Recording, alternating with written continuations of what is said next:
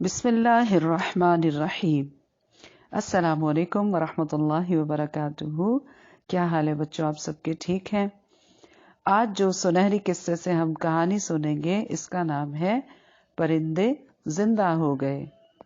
تو بچوں، سیدنا ابراہیم علیہ السلام نے ایک دن اللہ تعالیٰ کی بارگاہ میں عرض کی کہ اے اللہ، مجھے دکھا دیں کہ آپ مردوں کو کیسے زندہ کریں گے۔ تو بچوں، اللہ تعالیٰ نے فرمایا، اے میرے دوست، اے میرے خلیل، کیا اس پہ تمہیں ایمان نہیں ہے؟ تو سیدنا ابراہیم علیہ السلام نے عرض کیا، اے اللہ، کیوں نہیں، میں تو اس پر ایمان رکھتا ہوں، لیکن میری یہ خواہش ہے کہ میں اس منظر کو اپنی آنکھوں سے دیکھوں اور عین الیقین کی منزل کو پالوں۔ عین الیقین میں پکا یقین ہو جائے مجھے۔ تو اللہ تعالیٰ نے اپنے دوست کی اس خواہش کو کیسے پورا کیا، دیکھتے ہیں بچوں۔ اللہ تعالیٰ نے فرمایا میرے بچوں کہ اے میرے خلیل، تم 4 پرندوں کو پال لو، ان کو کھلاؤ پلاؤ اور ان کو اپنے آپ سے خوب مانوس کر لو۔ سیدنا ابراہیم علیہ السلام نے 4 مختلف پرندے، گدھ، مور، کبوتر اور مرغ لے لیے۔ ان کو خوب کھلایا پلایا، یہاں تک کہ وہ سیدنا ابراہیم علیہ السلام سے خوب مانوس ہو گئے بچوں۔ پھر اللہ تعالیٰ نے سیدنا حضرت ابراہیم علیہ السلام سے فرمایا، انہیں ذبح کرو اور ان کا قیمہ بنا لو، اور ان کے 4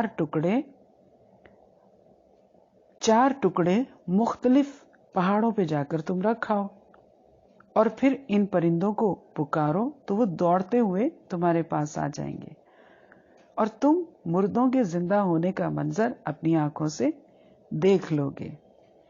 اب کیا ہوا میرے بچوں کہ سیدنا ابراہیم علیہ السلام نے ان 4 پرندوں، مرغ، کبوتر، مور اور گدھ کو ذبح کیا اور ان کا گوشت آپس میں ملا دیا، اور ان 4 پرندوں کے سروں کو اپنے پاس رکھ لیا، اور ان 4 پرندوں کے گوشت کا قیمہ بنا کر قریب قریب کی 4 پہاڑیوں پر رکھ دیا، اور دور سے کھڑے ہو کر پکارا، یا ایہا لدیک اے مرغ، یا ایہت حمامہ اے کبوتر، یا ایہا النسر اے گدھ، یا ایہا طاؤس اے مور۔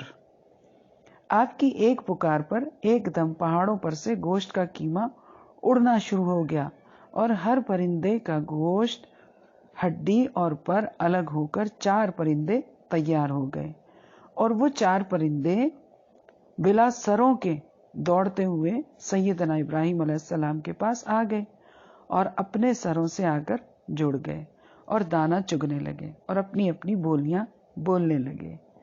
بچوں، یہ واقعہ قرآن پاک میں بھی ہے، اور قرآن پاک میں لکھا ہے، وَإِذْ قَالَ إِبْرَاهِيمُ رَبِّ أَرِنِي كَيْفَ تُحْيِي الْمَوْتَى قَالَ أَوَلَمْ تُؤْمِنْ قَالَ بَلَى وَلَكِنْ لِيَطْمَئِنَّ قَلْبِي قَالَ فَخُذْ 4 مِنَ الطَّيْرِ فَصُرْهُنَّ إِلَيْكَ ثُمَّ اجْعَلْ عَلَى كُلِّ جَبَلٍ منهن جزءا ثم ادعهن يأتينك سعيا وَاعْلَمْ أَنَّ اللَّهَ عَزِيزٌ حَكِيمٌ۔ اور یاد کرو جب عرض کی ابراہیم علیہ السلام نے، اے میرے پروردگار، دکھا مجھے کہ تو کیسے زندہ فرماتا ہے مردوں کو۔ فرمایا، اے ابراہیم علیہ السلام، کیا تم اس پر یقین نہیں رکھتے؟ عرض کی، ایمان تو ہے، لیکن یہ سوال اس لیے ہے تاکہ میرا دل مطمئن ہو جائے۔ پکڑ لے 4 پرندے، پھر مانوس کر لے انہیں اپنے ساتھ، پھر رکھ دے ہر پہاڑ پر ان کا ایک ایک ٹکڑا، پھر ان کو ہلاؤ، دوڑتے ہوئے آئیں گے تیرے پاس، اور جان لو یقیناً اللہ سبحانہ و تعالی ہر چیز پر غالب ہے، بڑا دانا ہے، حکمت والا ہے، سبحان اللہ۔ تو یہ بچوں کیسی کہانی ہے، اللہ کے ساتھ پکی دوستی کی، اللہ کے ساتھ یقین کی کہ حضرت ابراہیم اللہ کے دوست تھے، چھوٹی سی عمر میں اللہ سے بہت محبت کرتے تھے، غور و فکر کرتے تھے۔ تو ایک دن ان کے دماغ میں یہ خیال آیا کہ سب मुर्दे कैसे जिंदा होंगे। तो देखिए कैसे अल्लाह पाक ने उनको उनके सवाल का जवाब दिया और उनका यकीन बढ़ाया। तो इस कहानी से हमें क्या सबक मिलता है कि जब मैं, आप, हम सब भी अल्लाह से दोस्ती अपनी मजबूत कर लेंगे तो अल्लाह ताला हमें अपना दोस्त बना लेगा। और जब भी हमें किसी मुश्किल बात की समझ नहीं आ रही होगी और हम अल्लाह से पूछेंगे कि या अल्लाह ये मसला कैसे हल होगा, तो यकीनन अल्लाह ताला हमारी भी मदद फरमाएगा। अब क्योंकि हम तो नबी नहीं हैं तो इस तरह के मुआवजे तो हमारे साथ नहीं होंगे, लेकिन ये हो सकता है कि जो भी मुश्किल हो उस मुश्किल को अल्लाह पाक आसान कर देगा और ख्वाब के ज़रिए अल्लाह पाक मदद फरमा देता है। कभी कभी ख्वाब के ज़रिए इशारे दे देता है, कभी कभी लोगों के दिलों में डाल देता है और वो लोग आकर वही बात हमें आकर सुनाकर बताकर चले जाते हैं जो हम सुनना चाहते हैं।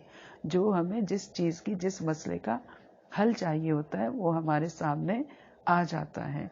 मुख्तलिफ लोगों के सवाल या उनकी बातचीत के अंदाज में, या कुरान खोल के जब हम पढ़ते हैं तर्जुमे के साथ, या कुरान के ज़रिए, तो अल्लाह पाक तो कल भी था, आज भी है, हमेशा रहेगा।